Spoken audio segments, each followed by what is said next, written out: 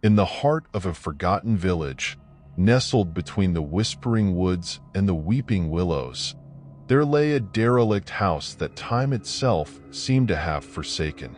Its windows, clouded with the dust of decades, offered no glimpse into the darkness that dwelled within. It was in this very house that two teenage girls, Lily and Mia, discovered an attic sealed off by time and fear. As they pushed open the creaking door, a cold draft greeted them, carrying whispers of the past.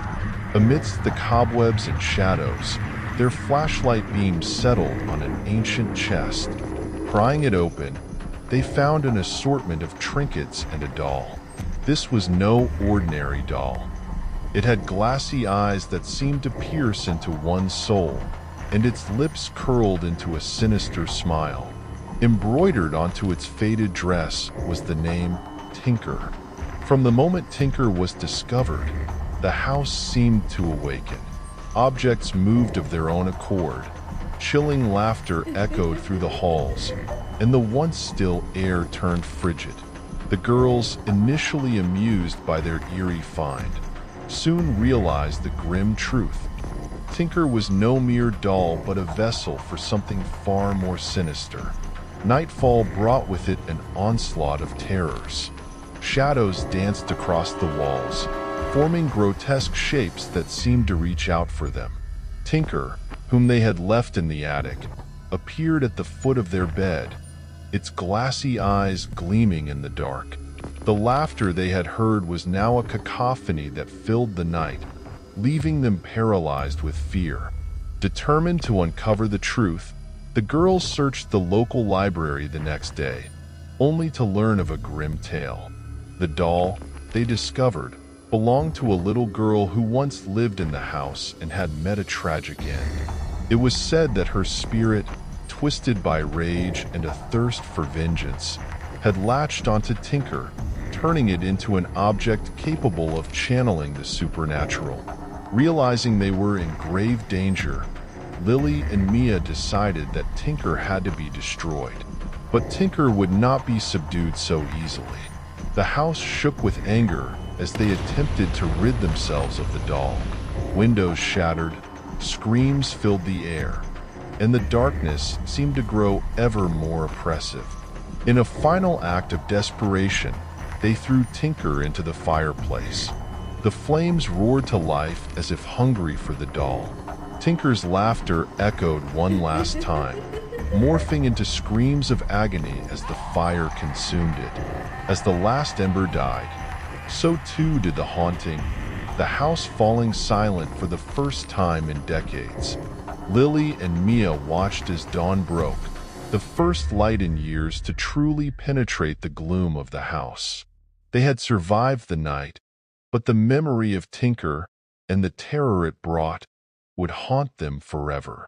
They left the house behind as the sun rose, vowing never to speak of it again.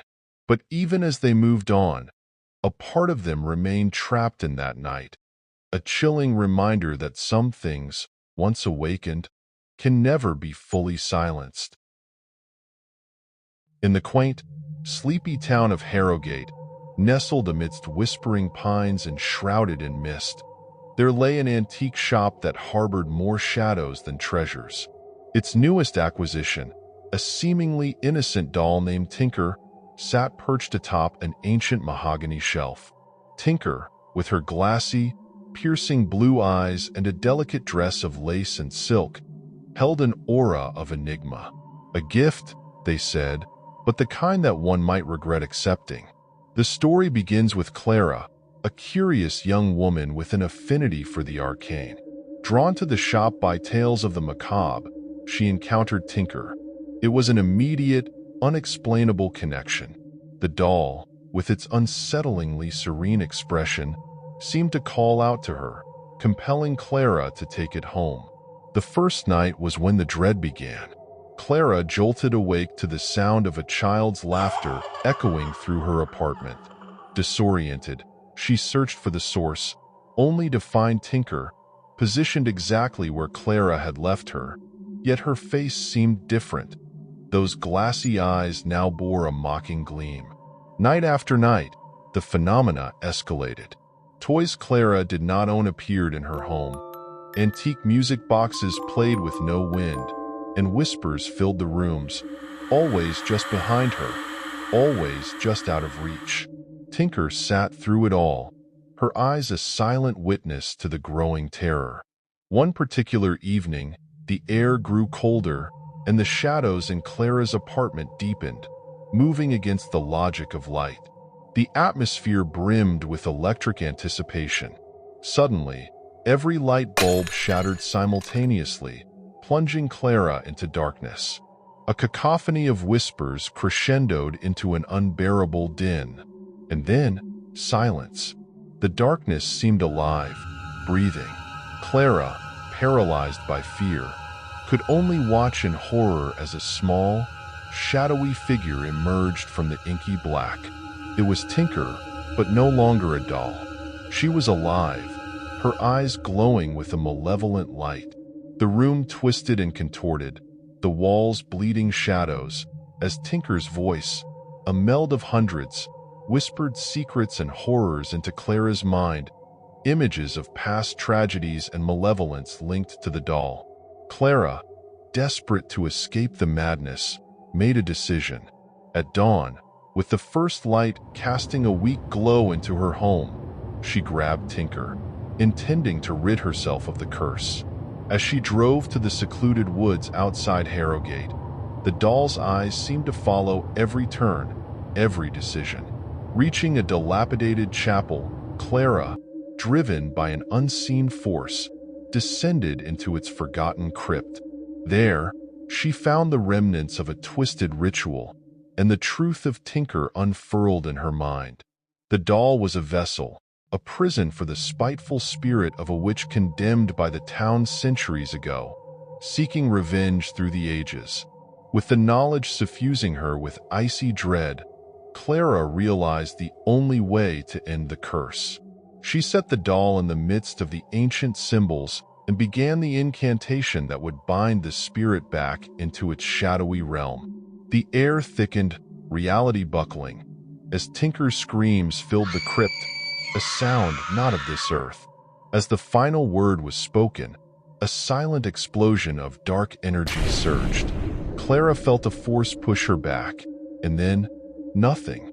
She awoke under the cold gaze of the moon, Tinker lying lifeless at her feet, her blue eyes now dull. The curse lifted. Clara buried the doll under the crypt, a tombstone for a horror that should never be unearthed.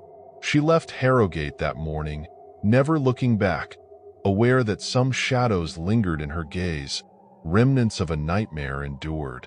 The townsfolk of Harrogate speak in hushed tones about that night, and the antique shop soon crumbled under an inexplicable malaise.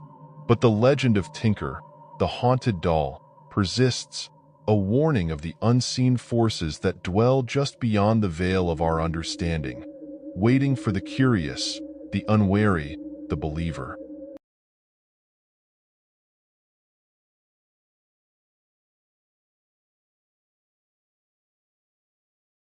In the quaint town of Marrow's End, nestled between the arms of ancient forests and the whispers of the past, there existed an oddity shop that captured the imaginations and pockets of the curious. Owned by Mr. and Mrs. Hawthorne, a couple with an insatiable appetite for the esoteric, the shop was a menagerie of times gone by. Among their most cherished acquisitions were dolls, each with a story, a name, and, as some whispered, a soul.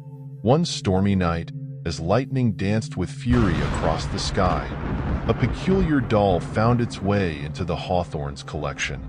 It was not brought in by any merchant, nor did it come from any known estate.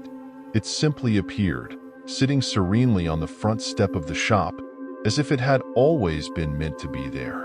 The doll was named Tinker, according to the note attached to its antiquated clothing, a harlequin dress with faded colors and a lace collar, frayed from time. Tinker was no ordinary doll. Its eyes, glassy and almost too alive, seemed to follow the Hawthornes around the room, imparting a chilling air to their otherwise cozy domicile. Despite the unease, the couple was charmed by its uniqueness and placed Tinker in a place of honor among their collection. As days turned to weeks, strange occurrences began to unsettle the tranquility of their home. Objects would move inexplicably, soft whispers echoed in empty rooms, and shadows seemed to flicker and writhe in the corners of their vision. The dolls, too, appeared to be affected, found in different positions from where they had been left, all seemingly turned to face Tinker. It was on a night much like the first, with the tempest outside mirroring the turmoil within, that the true horror of their situation revealed itself. The Hawthorns awoke to find themselves no longer in their bed but lying on the floor of their shop, surrounded by the silent congregation of their doll collection, all facing inward towards them, with Tinker at the center. As if orchestrated by some unseen conductor, the dolls began to move of their own accord, their eyes glowing with an otherworldly light. The couple watched in paralyzed terror as Tinker took slow, deliberate steps towards them, its glass eyes now ablaze with a malevolent fire. In a voice that was an amalgam of echoes from the past, Tinker spoke, revealing its true nature. It was not merely a doll but a vessel, cursed to wander the mortal realm, collecting souls for an ancient entity that thrived in the shadows. The Hawthorns had unwittingly welcomed this darkness into their home, and now it demanded its price. As the storm raged on, cries of despair melded with the howling wind, until suddenly all was silent. The morning light revealed no sign of the Hawthorns or the ominous assembly of dolls. The shop remained, a silent testament to the night's horrors, with Tinker no longer amongst the collection. Rumors spread, stories were whispered, and the quaint town of Marrow's End became a place of cautionary tales. Yet, the true fate of the Hawthorns and the sinister nature of Tinker the doll faded into legend. Some say Tinker still wanders, seeking its next collection to join, ever hungry for the next twist and turn in its eternal dance with the dark. And so, the haunted legacy of Tinker serves as a chilling reminder of the thin veil between our world and the abyss, where desires can invite darkness, and curiosity might just lead to one's undoing.